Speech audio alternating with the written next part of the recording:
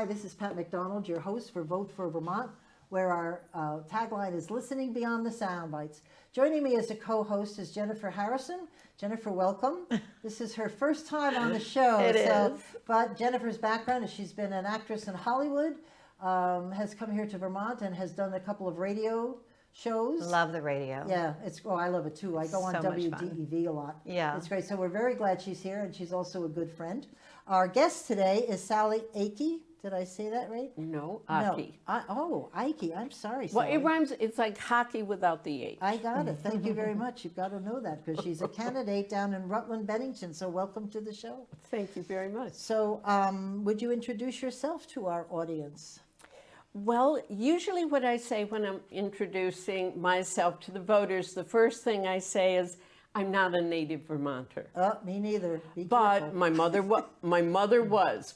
My mom was born in Pulteney, and she was the daughter of a Welsh slate quarry worker. No kidding. That's great down there. And yes, it is. Yeah. And she was very, very proud. She never lived in Vermont as an adult, but she was proud of her Vermont roots and her Welsh heritage.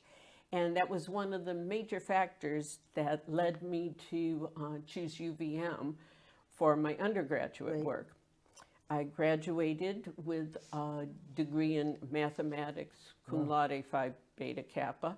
And then I went on and did graduate work at Princeton University in applied statistics. Oh, But I ended up with a career in the computer field. there you go. And I worked from, probably the extreme was General Motors International Headquarters in downtown Detroit. And then I came back to Vermont, and I was the manager of the computer programming staff at Central Vermont Public Service. Excellent. What years were those? In I public don't service? want to say. Oh, please. I tell them all the time I'm 77. I don't care. I'm just glad I'm here. So it was in the late 70s, early Oh, okay. 80s. All right. Because I was a commissioner of personnel and had about 7 other jobs. So I was wondering if you were there at the same time, but not, I don't think. So, Okay, anyway, and then my husband and I took early retirements. We've lived in Middletown Springs for about 40 years. When we took the early retirement, he started a photography business. nice. Landscapes at first, and then portraits, and I was his entire office staff. Great. We also raised Morgan horses, made maple syrup, a really rather broad scale of experience, rather broad experience. Great.